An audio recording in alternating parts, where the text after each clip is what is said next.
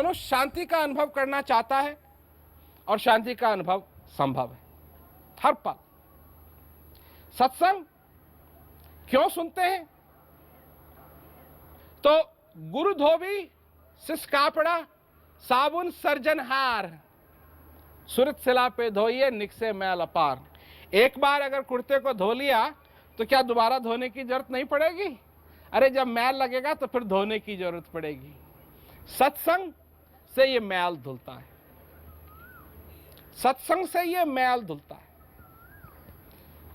आपने क्लासरूम का एग्जाम्पल दिया, चलिए वहीं चलते हैं, क्लासरूम में ही चलते हैं। एक साल एक क्लासरूम में आपने बिताना है। जब आप क्लासरूम में भर्ती होते हैं, जब वहां आते हैं तो आपकी पढ़ाई शुरू होती है। पढ़ाई शुरू होती है, पढ़ते हैं पढ़ते हैं पढ़ते हैं पढ़ते हैं पढ़ते हैं पढ़ते हैं पढ़ते हैं और उसके बाद अंत में इम्तिहान का समय आता है।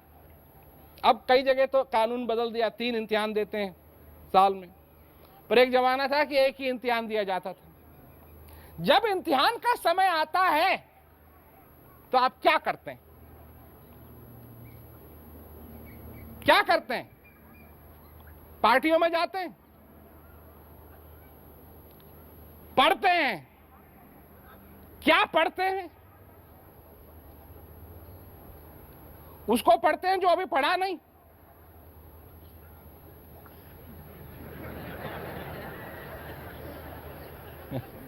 क्या पढ़ते हैं?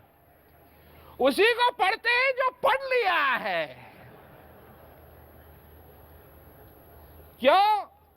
कि उसकी याद आनी चाहिए, कहीं प्रेशर आ गया उस सब्जेक्ट पे तो गड़बड़ हो जाएगी। पढ़ते हैं पढ़ते, तो हम क्यों पढ़ते हैं? जब पढ़ ही लिया है तो फिर क्यों पढ़ते हैं? इसलिए पढ़ते हैं क्योंकि याद होनी चाहिए।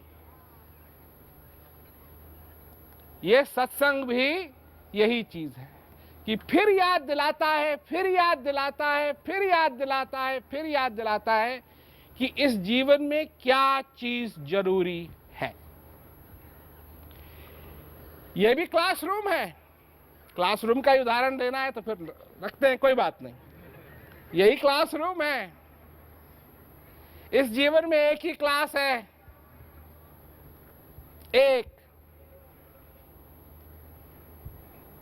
सिर्फ एक, और इम्तिहान है अंत में। इम्तिहान है अंत में।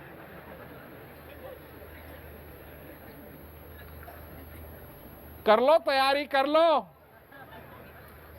पढ़ लो, ताकि जब वो अंत आए तो तुम भी अपना इम्तिहान दे सको।